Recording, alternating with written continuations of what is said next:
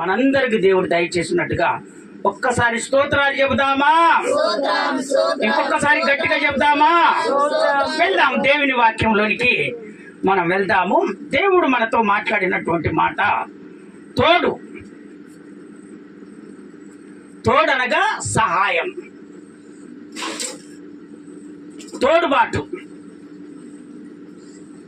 తోడు అనగా సహాయం, సహాయం చేసేవాళ్ళు, తోడుపడటం.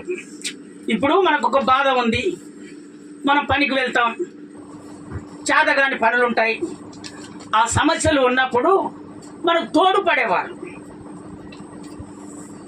సహాయం చేసేవాళ్ళు. అలాంటి వాళ్ళు ఉంటేనే మనకు కొంచెం తోడుంది అని అంటాం. స్తోత్రం చెప్తారా? ఒకసారి గట్టిగా, ఇంకొకసారి గట్టిగా చెప్తారా? సడన్ గా మనకు ఆపద వచ్చింది, ఎవరు లేకపోతే మనం చాలా బాధలో ఉంటాం. అదే ఆ సమయానికి సహాయం చేసే వాళ్ళు మన పక్కన ఉన్నారనుకో, మనం వాళ్ళని చూసి సంతోషపడతాం. ఎందుకంటే నాకు ఆపద వచ్చింది కదా, వెంటనే వచ్చేసిర్రు, నన్ను ఎక్కడికైనా తీసుకొని వెళ్తారనే ఆలోచన ప్రతి ఒక్కరికి కలుగుతుంది. అందుకనే ప్రభు చెప్తున్నాడు తోడు. ఈ తోడు ఖచ్చితంగా ఉండాలని దేవుడు కోరుకుంటున్నాడు. అయితే ఇన్ని రోజులు మీరు మనుషుల మీద ఆశ పెట్టుకున్నారేమో కానీ ప్రభు చెప్తున్నాడు ఇప్పుడు నన్ను తోడుగా ఉంచుకోండి. స్తోత్రం చెప్తారా? ఒకసారి గట్టిగా. ఆపదల్లో నేనుంటాను, సమస్యల్లో నేనుంటాను, ఎలాంటి క్లిష్ట పరిస్థితి మీకు ఎదురైనా కూడా నేను మీకుంటాను. కానీ ఎవ్వరి తోడు అవసరం లేదు. ఇప్పుడు నన్ను తోడుగా మీరు ఉంచుకోండి, మీ కుటుంబంలో మీలో నేను నివసిస్తాను అంటున్నాడు. ఒక్కసారి స్తోత్రాలు చెప్తారా గట్టిగా? అయితే ప్రభు చెప్తున్నటువంటి మాట, మొట్టమొదటిగా ఆయన తోడు మనకు కావాలంటే దేవునికి భయపడేవారిగా మనం ఉండాలి. ఆయన తోడు మనకు కావాలంటే మనం భయపడేవారిగా ఉండాలి. దేవునికి భయపడేవారు ఎవరంటే భయభక్తులు కలిగి జీవించేవాళ్ళు. ఈ భయభక్తులు కలిగి జీవించే వాళ్ళు దేవుడు అంటే భయం ఉంటుంది, ఇంకోటి ఏంటంటే భక్తి ఉంటుంది. వీళ్ళు దేవునికి భయపడేవాళ్ళు. అయితే ఎవరైతే నాకు భయపడతారో వాళ్లకు నేను తోడుగా ఉంటాను. స్తోత్రం చెప్తారా? ఒకసారి గట్టిగా. కొంతమంది ఏం చేస్తారంటే దేవుడు అంటే భయం ఉండదు కొంతమందికి, మందిరం అంటే భయం ఉండదు, మందిరంలో దేవుడు ఉంటాడని భయం ఉండదు. ఎట్లా పడితే అట్లే నడుచుకుంటా ఉంటారు. అందుకనే నా ప్రభు అంటున్నాడు, మీరు బయటి వాళ్ళు సహాయము మీరు కోరుకోకండి, నేను మీ కొరకు ఎందుకున్నానో మీకు తోడుగా ఉండాలని. మీకు ఏ సమస్యలు రాకుండా, ఏ బాధలు రాకుండా, ఏ ఇబ్బందులు రాకుండా, మీ ఇంట్లో ఆశీర్వాదం ఉండకుండా, ఆశీర్వాదం లేకుండా నేను తోడుగా ఉండాలని నేను ఆశపడుతున్నానని నా ప్రభు నీతో మాట్లాడుతున్నాను. ఎవరైతే నాకు ఆశీర్వాదం లేదని ఆశపడుతున్నారో దేవుని బిడ్డలారా, మీకు దేవుడు తోడుగా ఉన్నాడు. ఇక నుంచి మీరు ఆశీర్వదించబడుదురు గాక. చదవండి ఆ వాక్య భాగంలోనికి మనం వెళ్దాం. కీర్తనల పుస్తకం 34వ కీర్తన 7వ వచనం.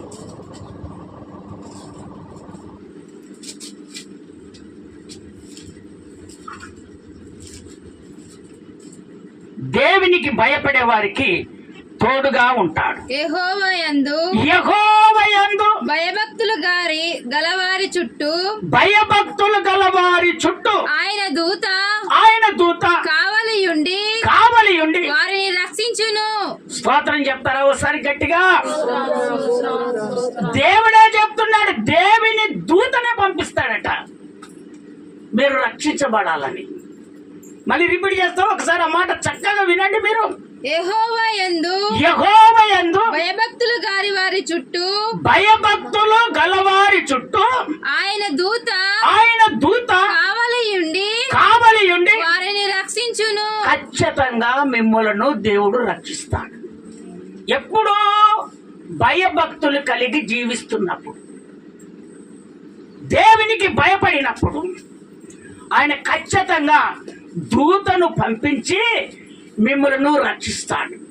ఏ ఆపదలో ఉన్నావో, ఏ సమస్య చేత కొడమికిలాడుతున్నావో, నీ సమస్య తీరగా బాధపడుతున్నావేమో, నిన్ను వెంబడిస్తున్నారేమో, మాంత్రికుడు నిన్ను వెంబడిస్తున్నాడేమో, నీ వెంటనే చూస్తున్నాడేమో, నువ్వు వెళ్తుంటే నీ గురించి ఆలోచన చేస్తున్నాడేమో, నీ పని జరగకుండా చేస్తున్నాడేమో, నీకు చెడు కళలు వస్తున్నాయేమో, ఇబ్బందులు వస్తున్నాయేమో, నా ప్రభు అంటున్నాడు అవన్నీ వదిలిపెట్టి ఇప్పుడు నువ్వు భయభక్తులు కలిగి జీవించు, నేను తోడుగా ఉంటాను. భయము భక్తి లేకపోతే నేను తోడుగా ఉండను. మీరు భయపడేవారిగా ఉంటే నేను ఖచ్చితంగా మీకు తోడుగా ఉంటాను. ఒక్క హల్లెలూయా చెప్తారా గట్టిగా? అది చదవండి. ఆ వాక్య భాగంలోనికి మనం వెళ్దాము. నిర్గమకాండము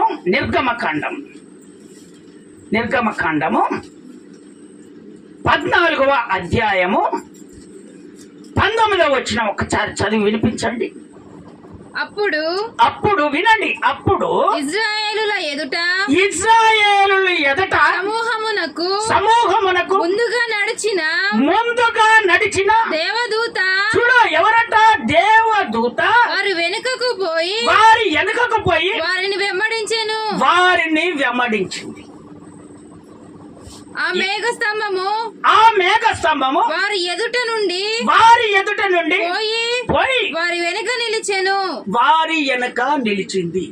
స్తోత్రం చెప్తారా? ఒకసారి గట్టిగా, ఇంకొకసారి గట్టిగా చెప్తారా?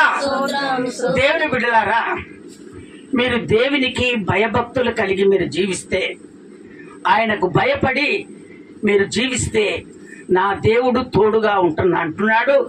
ఆయన దూతను పంపిస్తానంటున్నాడు. ఇక్కడ ఇజ్రాయేలు ప్రజలకు, అంటే దేవుని నమ్ముకున్నటువంటి బిడ్డలకు అక్కడ ఆపద వచ్చేసింది. ఆపద ఏమొచ్చింది? శత్రువులు. మనకి శత్రువులు ఎవడు? సాతానుడు. మనకు శత్రువులు ఎవడు? మాంత్రికుడు. మనకు శత్రువులు ఎవడు? అనారోగ్యం. మన శత్రువులు ఎవరు? మనల్ని ఇబ్బంది పెట్టేవారు, మన పనులకు ఆటంకపరిచేవాళ్ళు. వీరంతా ఎవరు? సాతానుకు సంబంధించినటువంటి వాళ్ళు. అందుకనే నా ప్రభు అంటున్నాడు, ఇదిగో నా దూతను మీ దగ్గరికి పంపిస్తాను. ఎప్పుడు? మీరు భయభక్తులు కలిగి జీవిస్తున్నప్పుడు. ఇంకోటి ఏంటో తెలుసా? మీరు నాకు భయపడాలి,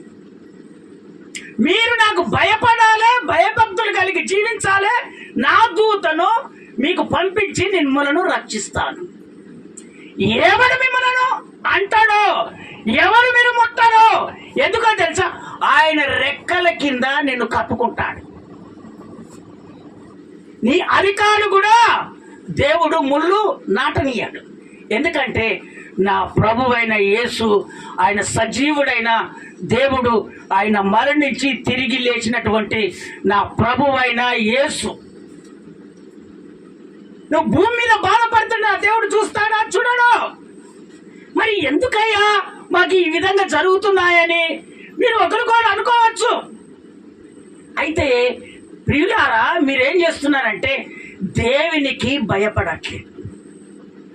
మీరు దేవునికి భయపడట్లేదు, భయభక్తులు కలిగి జీవించట్లేదు. దేవుడు అంటే భయము, మందిరం అంటే భయము. ఇవి ఎప్పుడైతే ఈ భయము భక్తి కలిగి నువ్వు జీవిస్తావో ఖచ్చితంగా నీకు ఇస్తానన్న దేవుడు, నీకు మాట ఇచ్చిన దేవుడు ఖచ్చితంగా ఆ కార్యము చేసును గాక అని ఖచ్చితంగా మాట ఇచ్చిన దేవుడు ఖచ్చితంగా చేస్తాడు. అక్కడ ఇశ్రాయేలు ప్రజలు బాధలో ఉన్నారు, శత్రువులు వెంబడిస్తున్నారు. ఎర్ర సముద్రం అడ్డొచ్చింది, శత్రువులు రానే వచ్చారు. ఇక వాళ్ళని చూసి భయపడిపోతున్నారు. అప్పుడు దేవుడు ఏం చేశాడో తెలుసా? వాళ్ళకు ముందుగా నడుస్తున్నటువంటి దేవుని దూతను ఆయన మధ్యకు పంపించాడు. మధ్యకు పంపించి ఇప్పుడు ఎలుగుంది, వెనక శత్రువులు, వెనక ఎవరు? శత్రువులు ఉన్నారు. ఇప్పుడు ముందర పోతుంటే మనకు లైట్ అవపడుతుంటే ముందుకు వెళ్ళిపోతాం. ఆ ముందర పోయే దేవుని దూత ఏమైపోయింది? ఇప్పుడు వాళ్ళకు శత్రువుకు మనకు మధ్యలో నిలబడింది. మనకి ఇప్పుడు వెలుతురు వస్తుందా వస్తలేదా? మీకు అవుపడుతుందా? వెలుతురు అవుపడట్లేదా?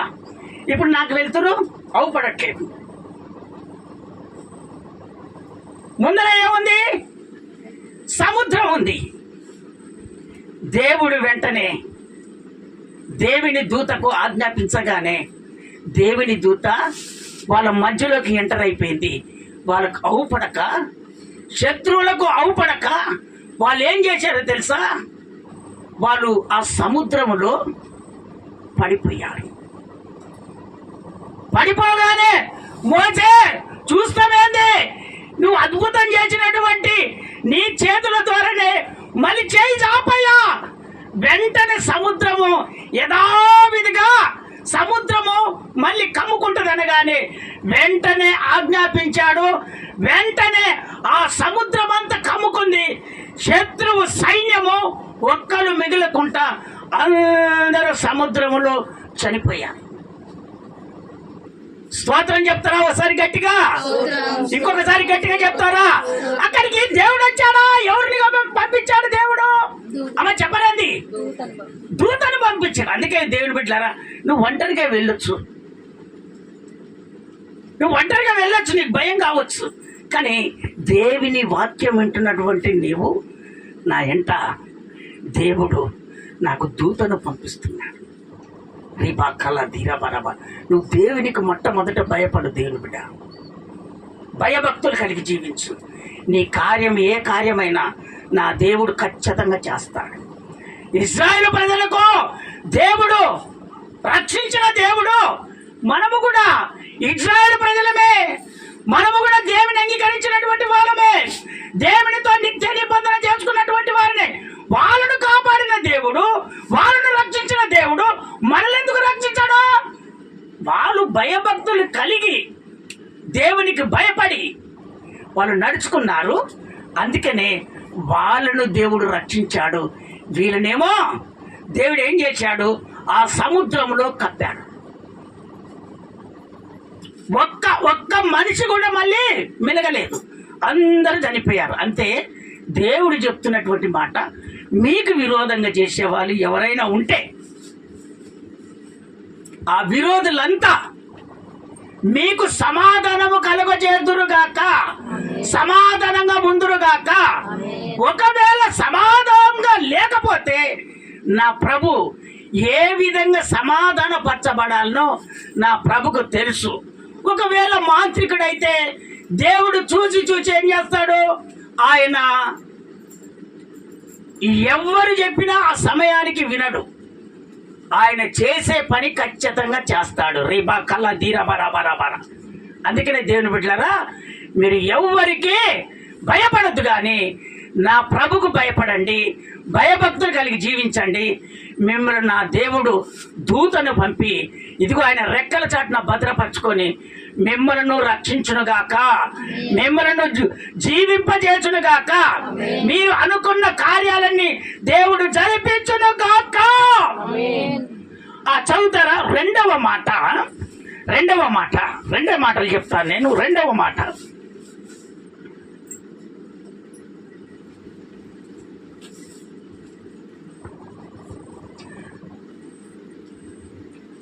ఆయన వాక్యాన్ని బట్టి నడుచుకోవాలి. కొంతమంది వాక్యాన్ని వింటారు కానీ ఆ వాక్యాన్ని బట్టి నడుచుకోరు. కొంతమంది ఏం చేస్తారంటే వాక్యం వింటారు కానీ వాక్యాన్ని ఏం చేస్తారంటే వదిలిపెడతారు. కానీ నా ప్రభు ఏం చెప్తున్నాడో తెలుసా? వాక్యాన్ని విన్న వాక్యాన్ని, ఆ వాక్యాన్ని వదిలిపెట్టద్దు. ఆ వాక్యాన్ని సాధారణంగా నువ్వు నడుచుకోవాలి. అయ్యా, ఈరోజు నాతో మాట్లాడావు ప్రభా, ఈ వాక్యానుసారంగా నేను నడుచుకుంటానని నీ హృదయములో ఆ తీర్మానం చేసుకుంటే నా ప్రభు అంటున్నాడు, నిన్ను ఈ స్థితిలో నా దేవుడు ఉంచాడు. నీవు ఏదైతే చెయ్యాలని ఆశ కలిగి నువ్వు నిలబడ్డావో ఆ కార్యాన్ని దేవుడు ఖచ్చితంగా జరిపిస్తాడు, చేస్తాడు ఆయన, అంతే. ఇక ఆ చదువుతారా ఆ వాక్య భాగంలోనికి వెళ్దాం. యెహోషువ పుస్తకం 1వ అధ్యాయం 8వ వచనం. 1వ అధ్యాయం 8వ వచనం. త్వరగా ఇద్దరు బైబిల్ తీసుకొని రెడీలో ఉండాలి. ఈ ధర్మశాస్త్ర గ్రంథమును ఈ ధర్మశాస్త్ర గ్రంథమును నీవు బోధింపక తప్పిపోకూడదు. చూశారా, తప్పిపోకూడదు. దానిలో వ్రాయబడిన వాటి అన్నిటిని ప్రకారము చేయుటకు నీవు జాగ్రత్త పడునట్లు దీవారాత్రమును ధ్యానించిన ఎడల నీ మార్గమును వర్ధిల్ల చేసుకొని చక్కగా ప్రవర్తించదవు. వర్ధిల్లి చక్కగా ప్రవర్తించదవు. అందుకనే దేవుని బిడ్డలారా, వాక్యాన్ని వృధా చేసుకోకూడదు. వాక్యాన్ని పదే పదే నువ్వు ధ్యానించుకుంటూ వెళ్ళు. ఒంటరిగా ఇంట్లో కూర్చున్నావా? ఒంటరిగా నువ్వు పనికి వెళ్తున్నావా? ఒంటరిగా నీకు భయమై కుమిలిపోతున్నావా? ఆ సమయంలో విన్న వాక్యాన్ని నువ్వు ధ్యానించు. వాక్యమే దేవుడై ఉన్నటువంటి దేవుడు, ఆయన నీతోడే ఉంటాడు. స్తోత్రం చెప్తారా ఒకసారి గట్టిగా? ఆ వాక్యాన్ని ధ్యానించినప్పుడు నువ్వు వర్ధిల్తావు, ఆ మార్గాన్ని తప్పిపోవు. చక్కగా ఆ మార్గములో నువ్వు నడుచుకుంటావు ఖచ్చితంగా.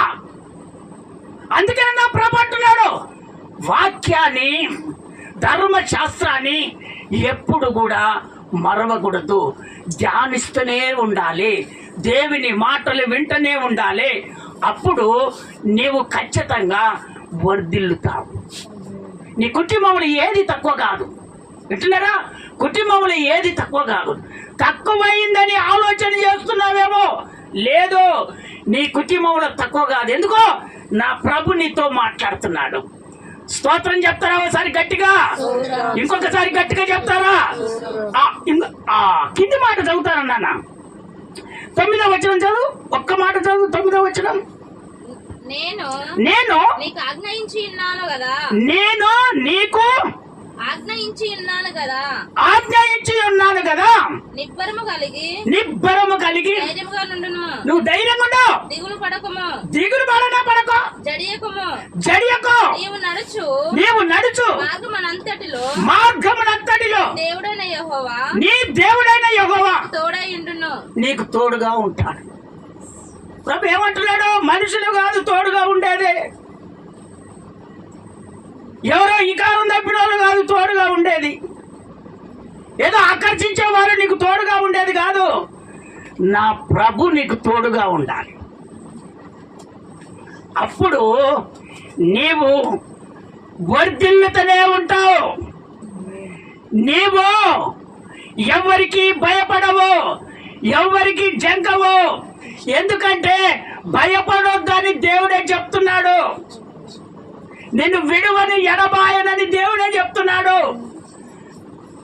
నువ్వు కృంగిన ఎడల ఆయన నిన్ను లేపుతూనే ఉంటాడు. ఈ జ్వరం చేతి బాధపడుతున్నటువంటి నిన్ను ఆ జ్వరం నుంచి దేవుడు విడుదల కలగజేస్తాడు.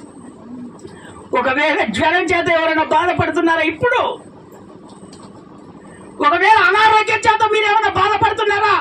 నా ప్రభు ఇప్పుడు చూస్తుండగానే ఆ జ్వరము విడుదలైపోవును గాక, అనారోగ్యం విడుదలైపోవును గాక.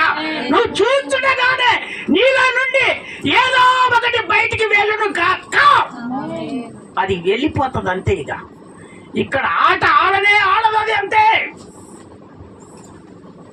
దేవుని బిడ్డలారా, దేవుని వాక్యాన్ని నువ్వు విని ఆ వాక్యానుసారంగా నువ్వు నడుచుకుంటే ఖచ్చితంగా నువ్వు వర్ధిల్లుతావు. దేవుడు నిన్ను విడబాయడు అని ఎప్పటికీ నీతోటే ఉండును గాక. ఒక్క మాట చదువుతారా? అపోస్తుల కార్యంలోనికి వద్దాం. అపొస్తలుల కార్యము 26వ అధ్యాయము 19వ వచనము. 26వ అధ్యాయము 19వ వచనం. 26వ అధ్యాయం 19వ వచనం. నానా 26:19. కాబట్టి వినండి, ఈ మాట చక్కగా వినండి. కాబట్టి అగ్రిప్ప రాజా రాజా ఆకాశము నుండి కలిగిన ఆ దర్శనమునకు నేను అవిధేయుడను కాక మొదట దమస్కులోని వారికి అవిధేయుడిని కాక ఏముంది అక్కడ? మొదట దమస్కులోని వారిని మళ్ళీ రిపీట్ చేయి, అదే మాట రిపీట్ చేయి. కాబట్టి అగ్రిప్ప రాజా ఆకాశము నుండి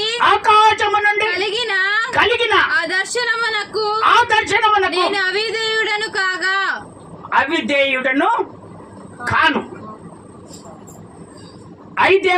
కాను. ఎందుకంటే నాకు నా ప్రభు నన్ను దర్శించాడు, అందుకనే నేను విధేయతగా నిలబడ్డాను.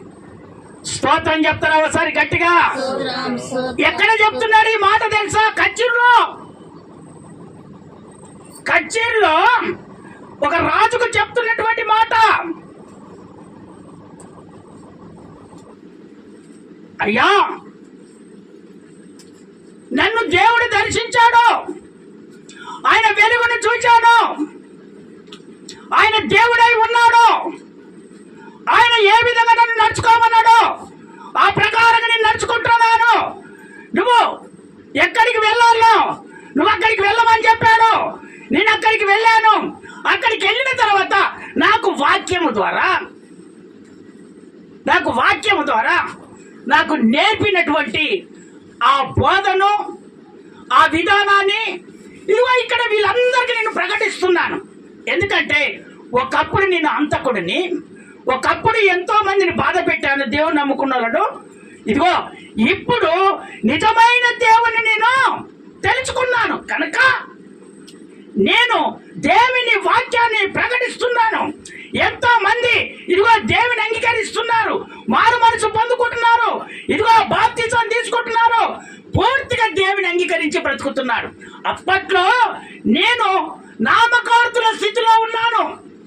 ఇప్పుడైతే సజీవుడైన యేసయ్య గురించి నేను తెలుసుకున్నాను, ఆయన వాక్యాన్ని విన్నాను, ఆయన వాక్యాన్ని చదివాను.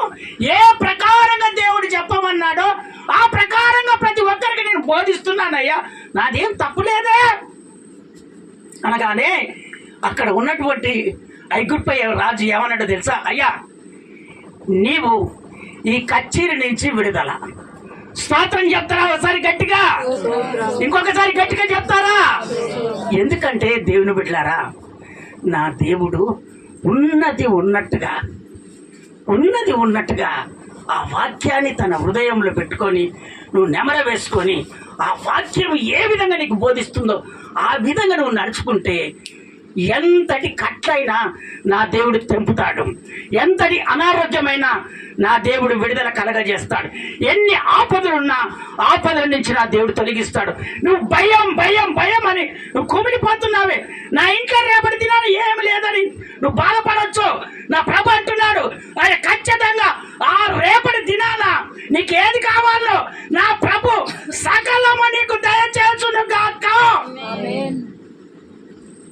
ఆయన మాట ఇచ్చాడు, మాట ప్రకారంగా ఆయన చేస్తాడు. ఎందుకో తెలుసా?